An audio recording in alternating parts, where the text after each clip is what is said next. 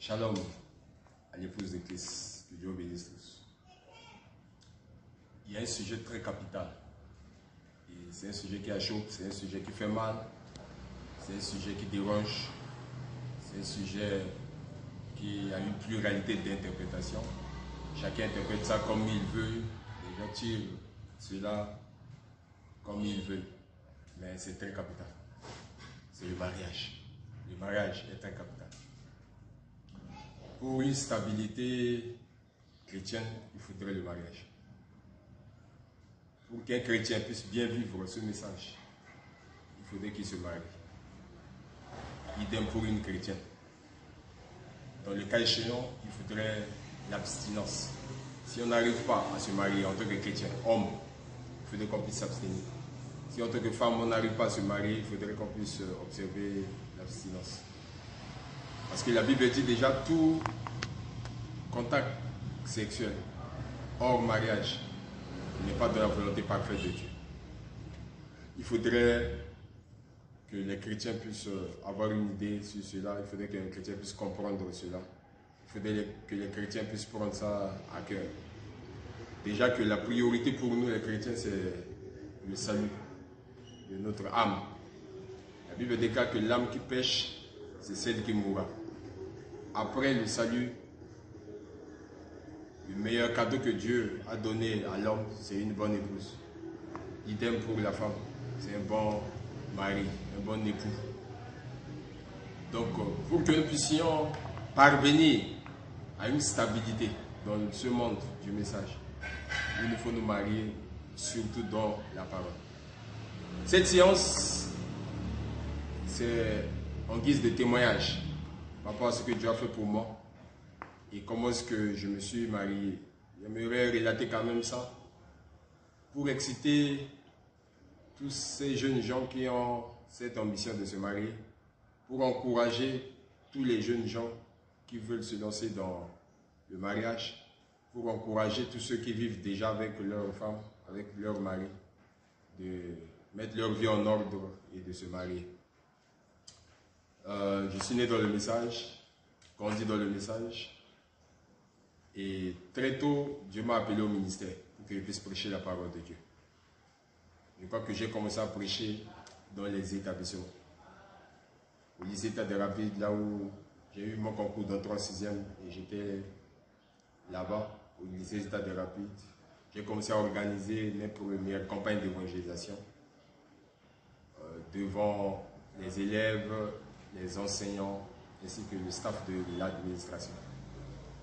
Parce qu'il y avait quelque chose qui brûlait au-dedans de moi pour l'évangélisation. Quelque chose brûlait au-dedans de moi pour apporter la parole de Dieu. C'est vrai qu'on a eu un mouvement qui nous a beaucoup aidé.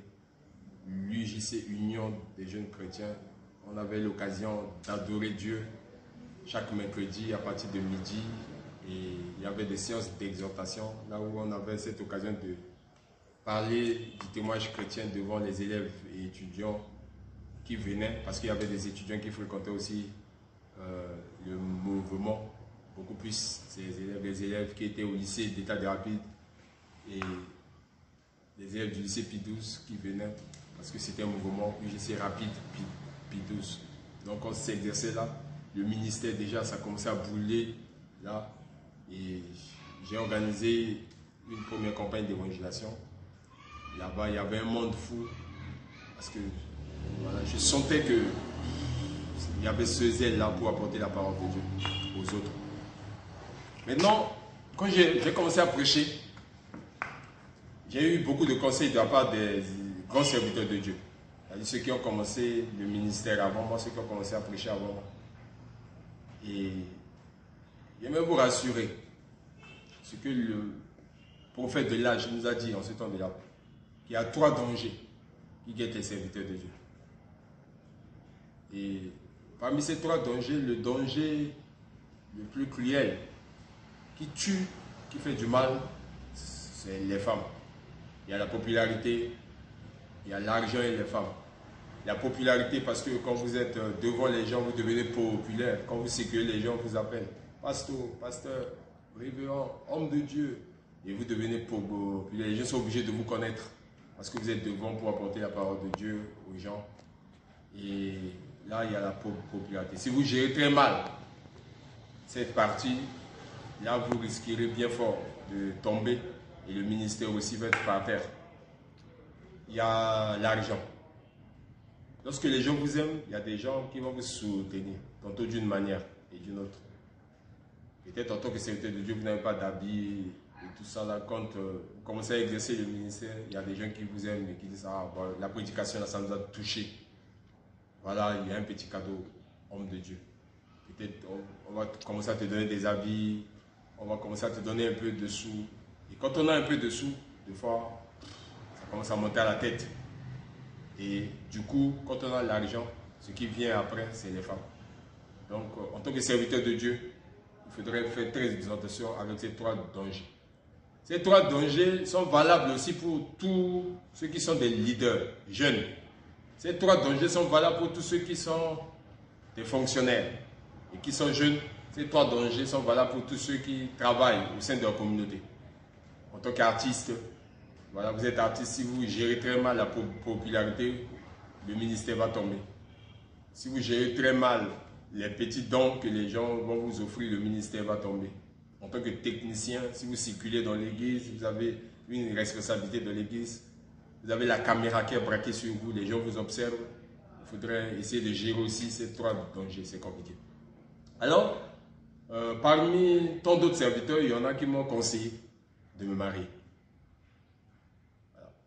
Il y a un serviteur de Dieu qui m'a dit clairement, tu es encore jeune, très jeune, et tu as le ministère, tu prêches devant les gens. Pour stabiliser ton ministère, il faudrait le mariage. Quand il m'a dit ça, ça m'a bouleversé. J'étais rentré à la maison et du coup, j'avais ça dans ma tête. Toi qui m'écoutes, même si tu n'as pas l'argent, même si tu n'as pas les moyens, même si tu as un avenir sombre, il faut d'abord avoir ce que tu veux faire comme projet dans ta tête. Si ce n'est pas dans ta tête, ça ne réussira jamais. Quand le serviteur de Dieu m'a dit que pour que ton ministère puisse aller de l'avant, pour que ton ministère puisse être stable, pour la stabilité de ton ministère, il faut penser au mariage. Du coup, j'ai mis ça dans ma tête. Pour vous imaginer que j'étais encore au premier cycle, en train de prêcher la parole de Dieu. Il y avait des gens qui m'acclamaient et tout ça. Et l'homme de Dieu me dit, il faudrait que je puisse me marier. Du coup, j'ai mis ça dans ma tête et j'ai mis ça comme projet. J'ai mis ça comme projet. En dehors du ministère, la priorité de ma vie, c'était d'abord mes études. Je crois que la semaine prochaine, je reviendrai sur les études. Comment est-ce que Dieu m'a aidé, comment est-ce que Dieu m'a béni dans mes études. Mais pour cette séance, j'aimerais parler uniquement que pour le mariage. Comment est-ce que Dieu m'a aidé à me marier. Tout a commencé parce que l'homme de Dieu m'a dit, j'ai mis ça dans ma tête, j'ai commencé à mûrir ça. Et j'ai commencé à réfléchir sur le genre de femme que je devais prendre. Mais j'ai continué mes études. Je vous informe que le jour où je devais me lancer dans le mariage, il n'y en avait rien. Pratiquement rien. Vous savez que avant de se marier, il faudrait faire un choix. Je reviendrai encore sur ça lors d'une séance. Je vais parler uniquement de comment Dieu a ouvert les brèches. Quels sont les moyens qui ont été mis en jeu pour que je puisse me marier. Donc, Dieu m'a aidé afin que je puisse faire d'abord un choix. J'ai choisi mon épouse. Pendant que j'étais à l'université, j'étais en 3e année, et licence en philosophie. Et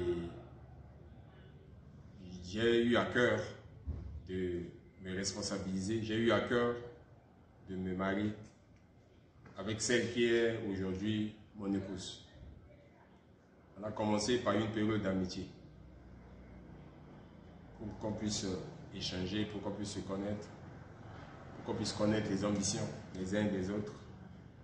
Parce que vous devez savoir que ceux qui ont les mêmes types de pensées ont les mêmes types de causeries. Ce sont les oiseaux de même plumage. Ils volent ensemble. Dis-moi qui tu fréquentes et je te dirai quel est l'esprit qui t'anime. J'avais mes critères à moi. Il fallait prendre une dame qui est intellectuelle. Il fallait que mes enfants si jamais Dieu pouvait me donner l'occasion d'avoir des enfants, que mes enfants puissent s'exprimer en français dès leur jeune âge. Cette opportunité, je ne l'ai pas eue pendant que je grandissais. C'est vrai que j'ai appris à parler le français à l'école et tout, parce qu'à la maison, c'est vrai qu'il y avait des petits mots par-ci par-là en français. Pour qu'on puisse parler le français couramment à la maison, ce n'était pas évident. On s'est formé à travers les documents, à travers les livres, à travers ce que nous avons appris à l'école pour parler le français. Donc c'était ça dans nos émissions. Et l'un des critères les plus remarquables, c'était le Saint-Esprit et une chrétienne. Parce qu'aujourd'hui, il y a beaucoup de femmes qui pilulent dans les rues. La sexualité aussi dans la rue. On peut être dans la rue et prendre n'importe quelle femme qu'on veut. Et quand j'ai aimé la femme que Dieu a prédestinée dès avant la fondation du monde pour moi, je n'avais pas les moyens pour me marier. Je voulais dire que le mariage, premièrement, ce n'est pas les moyens financiers. Mais le mariage, d'abord, c'est un projet. Le mariage, c'est la volonté parfaite de Dieu. Le mariage, c'est ce que Dieu veut. Et j'aimerais anticiper en disant qu'il y a une grande bénédiction derrière le mariage. Parce que Dieu honore ceux qui l'honorent. Je n'avais pas de sous. J'étais encore étudiant. Mes parents n'avaient pas les moyens.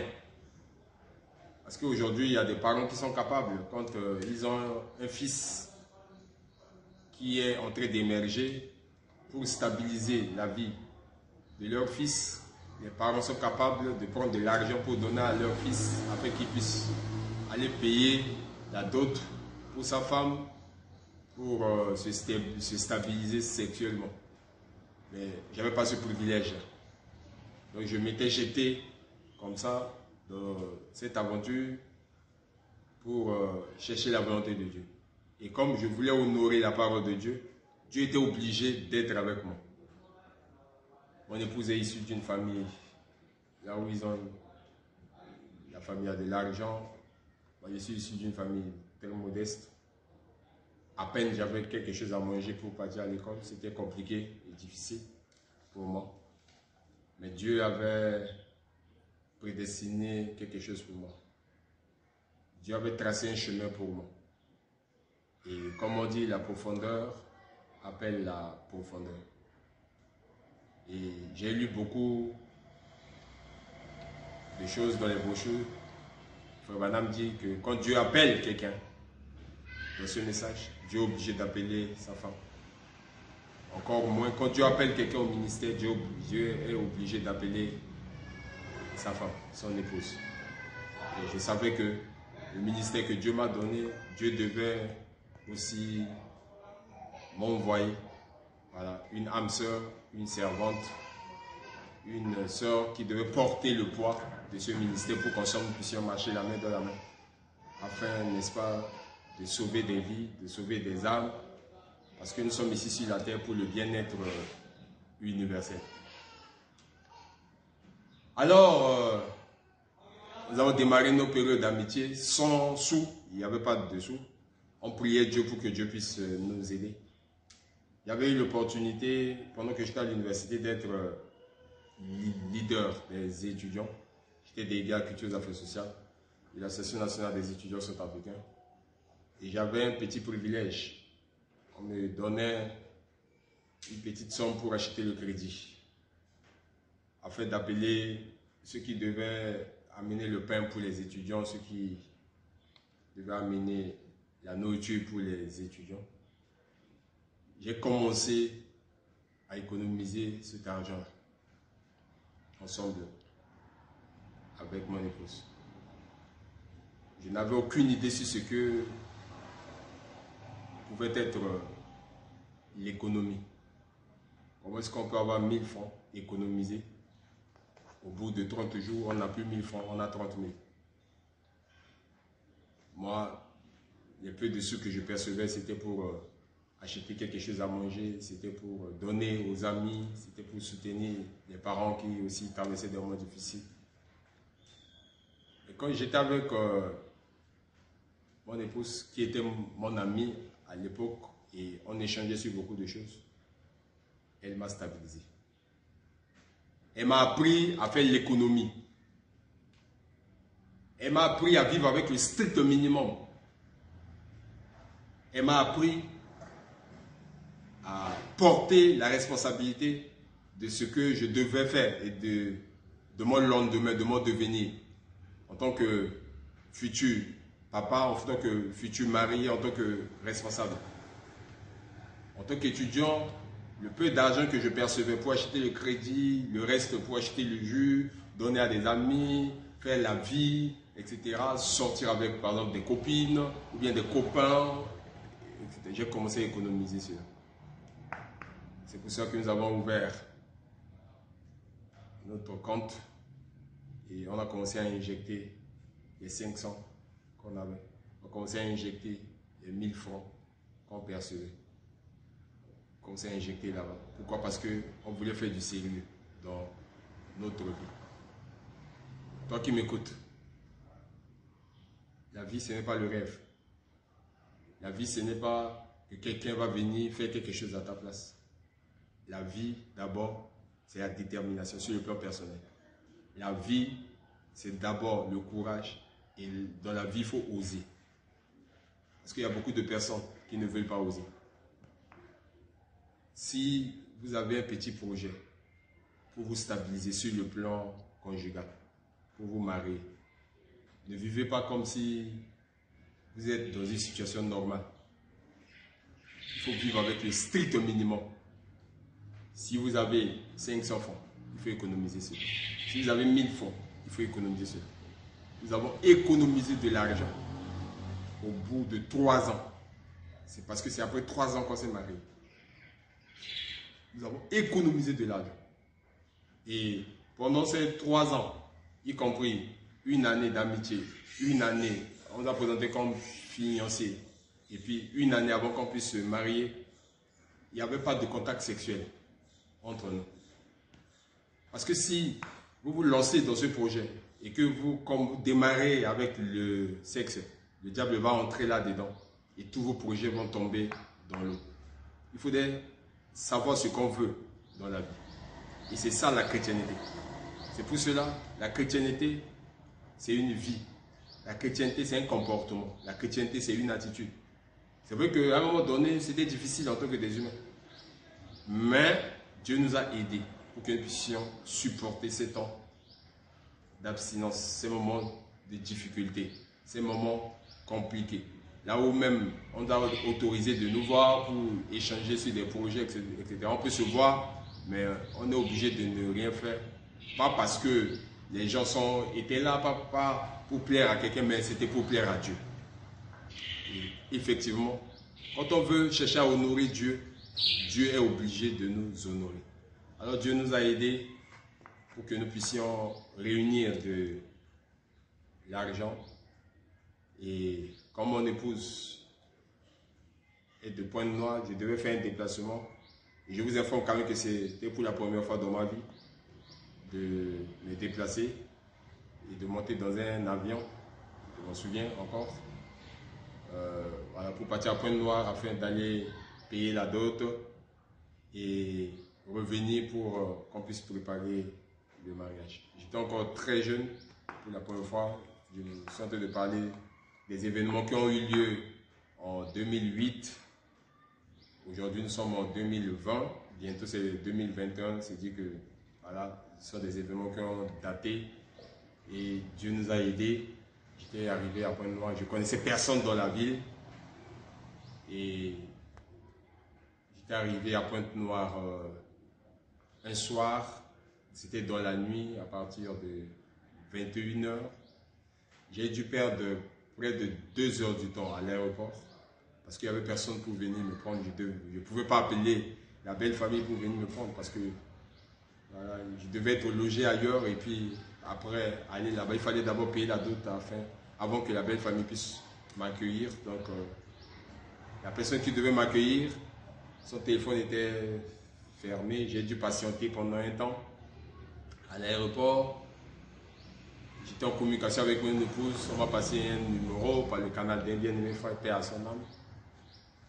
Papa Kodja, qui m'a donné le numéro de son épouse que j'ai appelé.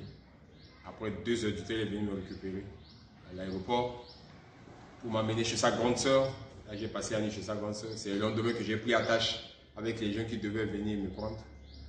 Je rends un brillant hommage au pasteur Lifoko du ciel, voilà, qui m'a accueilli. Je rends un brillant hommage au pasteur Welcome, qui était à l'époque le pasteur associé de Rouge-Gorge Tabernacle chez le pasteur Leif. Je rends un brillant hommage au pasteur Paul, qui est maintenant pasteur, qui a son église à Pointe-Noire. Je rends un brillant hommage au pasteur Job, qui ce sont des amis, des serviteurs de Dieu qui m'ont entouré de leur amour.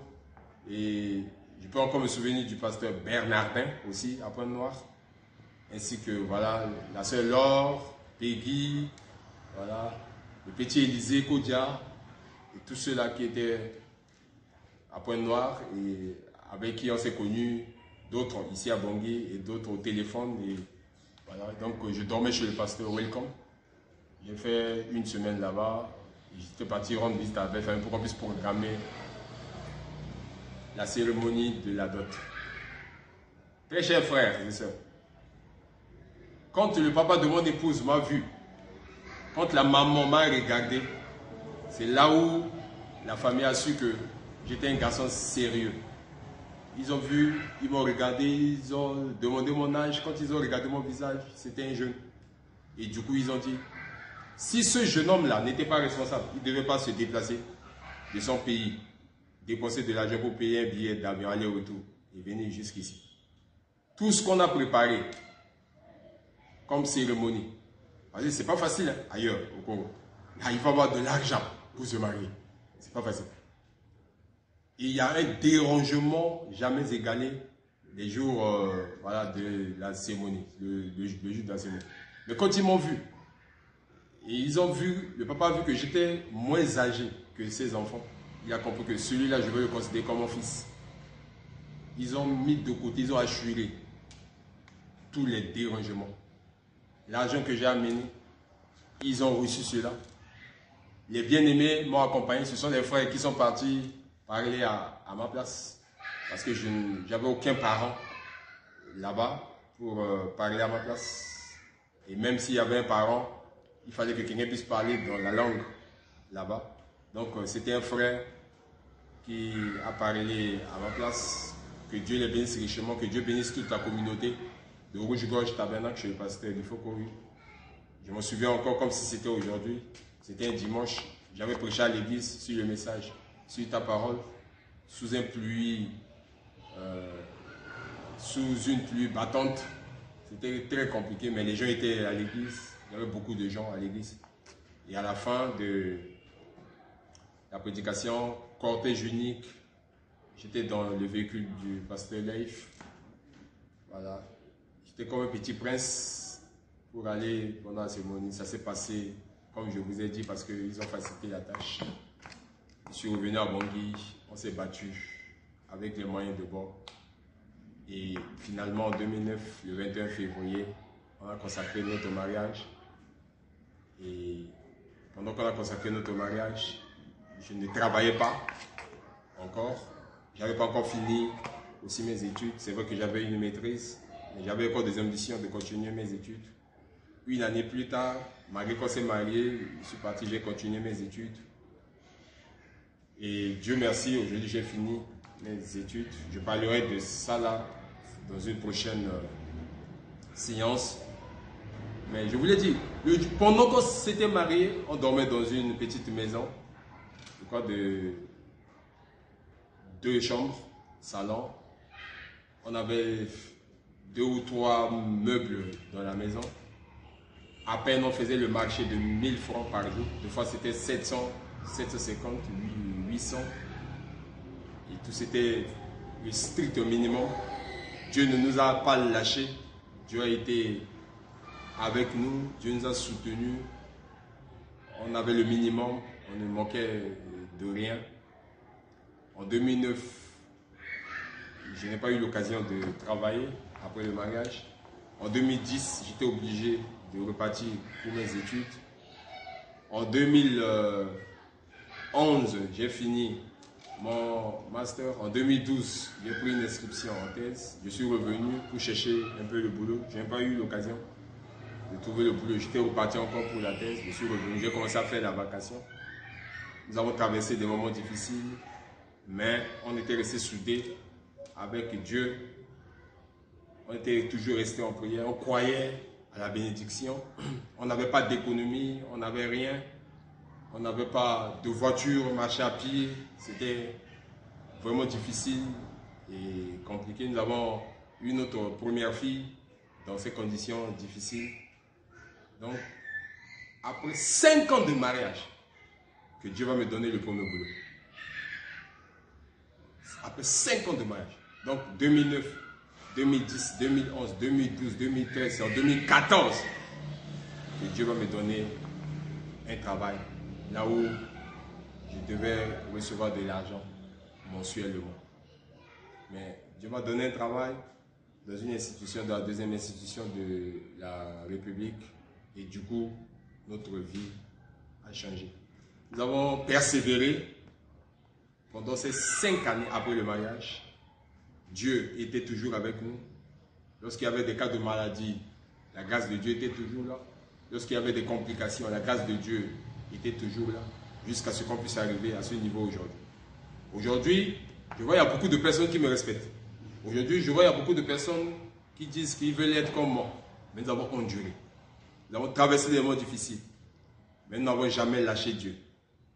S'il y a un conseil à donner à tous ceux qui sont en train de m'écouter, c'est de s'accrocher à Dieu. Lorsqu'on dit aux gens de se responsabiliser, ou bien de se marier, ils ont l'habitude de dire souvent, ah, mais je n'ai pas l'argent pour me marier. Le jour où Dieu me donnera de l'argent, c'est ce jour-là que je vais me marier. C'est une fausseté et erreur.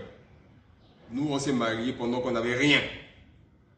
Mais comme c'est un projet qu'on avait, et ce projet-là était dans la volonté parfaite de Dieu, Dieu nous a donné les moyens. Avec le peu que vous avez, vous pouvez commencer à travailler sur cela. Vous pouvez commencer à économiser et à définir un bon projet pour votre vie. Et Dieu, il est capable d'ouvrir des brèches pour que vous puissiez être mariés. Pour tous ceux qui sont en train de m'écouter, le mariage, c'est la stabilité. Le mariage, il y a beaucoup de bonheur derrière ça. La Bible dit, qui trouve une femme, trouve le bonheur. Aujourd'hui, dans notre mariage, Dieu nous a bénis. C'est vrai qu'on avait l'habitude de marcher à pied, mais Dieu nous a donné un moyen de déplacement. Pas seulement un moyen de déplacement, on a même 2 moyens de déplacement. Dieu nous a bénis, nous avons trouvé encore une autre fille. Et Dieu vient encore de nous bénir grandement en nous donnant 2 garçons, les jumeaux, Grâce et Junior. Nous sommes en train de persévérer encore dans la foi et dans le mariage. Nous avons déjà totalisé 11 ans dans les liens sacrés du mariage. Nous sommes dans notre 12e année de mariage. Il y a des amis, lorsqu'ils me retrouvent, ils ont l'habitude de me poser la question, tu es toujours avec ta femme? J'ai dit oui, oui, je suis toujours avec elle jusqu'à ce que Jésus-Christ puisse se bénir, pour qu'on puisse quitter ce monde. C'est la stabilité. Tout va bien à la maison. Il n'y a pas de jeu de cache-cache entre nous. Je paie sans mon argent, j'amène à la maison. Nous avons des projets en commun. Nous avons des choses encore qu'il faut réaliser. Et nous comptons que sur Dieu pour que Dieu puisse nous aider. Pour que nous puissions réaliser encore beaucoup de choses. Nous avons à notre actif 5 parrainages de mariage. Dieu nous a aidés, nous avons déjà parrainé 5 personnes. Nous sommes en train de les encourager. Il y a encore des parrainages en cours. Et nous croyons que cette même grâce, Dieu est capable de l'accorder à tous ceux qui sont en train de m'écouter pour qu'ils puissent se stabiliser afin de devenir des modèles et prodiguer des conseils aux autres pour que nous puissions tous bénéficier de cette grâce que Dieu nous a accordée, de cette bénédiction que Dieu nous a accordée après le salut qui est le mariage. Vouloir, c'est pouvoir. Si vous acceptez la parole de Dieu, si vous avez envie de vous marier, aucun démon de l'enfer ne peut constituer un obstacle devant vous. Dieu va vous amener à réaliser vos ambitions. Une grande bénédiction pour les futurs mariés qui sont à l'écoute, pour tous ceux qui aspirent au mariage, que Dieu puisse vous bénir En République centrafricaine, les gens ont l'habitude de dire que Dieu n'a rien fait. Dieu a fait beaucoup de choses. Et Dieu continue à faire beaucoup de choses. Même toi qui m'écoutes dans ta vie, Dieu va réaliser beaucoup de choses dans ta vie. Que Dieu vous bénisse. Shalom à l'épouse bien-aimée. Je suis le révérend pasteur Abdon Aden Yango de Zoé Tabernacle de Bangui. Retrouvez-nous sur notre page YouTube Zoé Tabernacle de Bangui, ainsi que sur notre page Facebook Zoé Tabernacle de Bangui. Je suis sur le 00236 75 56 38 88. Que Dieu vous bénisse tous. À très bientôt.